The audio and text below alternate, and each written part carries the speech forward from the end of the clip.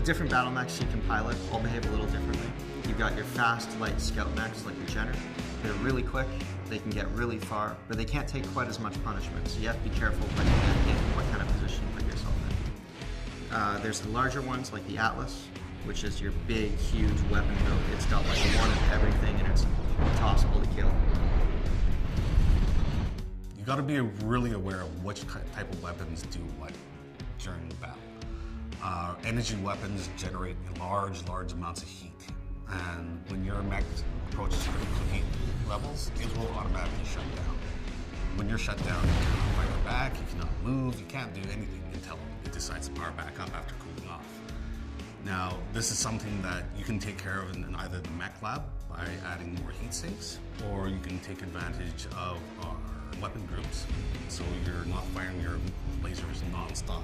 You can actually assign lasers to different weapon groups, so you can assign when they fire, how often they fire, so you can continue a high level of damage per second without having to worry about overheating.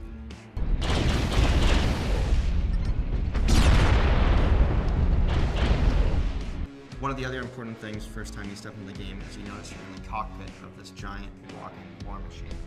You've got your cockpit readouts on the panels, you've got your HUD showing you extra information, and you move the mech, not yourself. So one of the primary controls for your battle mech is your throttle. This sets how fast your battle mech is trying to move. In most first-person shooters, your W and S keys will make you move forward and back. But in MechWarrior, your W and S keys on a keyboard will increase or decrease your throttle. Your throttle, when set to a certain point, causes you to move at a certain speed. So in piloting a battle mech, you can't stop right away. Your mech has momentum and speed and throttle. What you can do is you can zero your throttle immediately to start slowing yourself down and then go into reverse from there. Turning your battle mech is also a little different. Your look does not control what direction you move. Instead, you use on a keyboard the A and D keys to turn your mech left and right.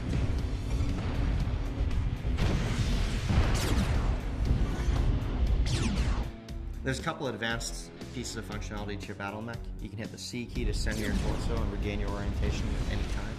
And you can press the X key in order to zero your throttle to rapidly change your direction while playing the game. So the biggest difference from a traditional shooter is that your upper body and your lower body move separately. So you don't always move in the direction that you're looking. It's kind of like piloting a giant walking tank.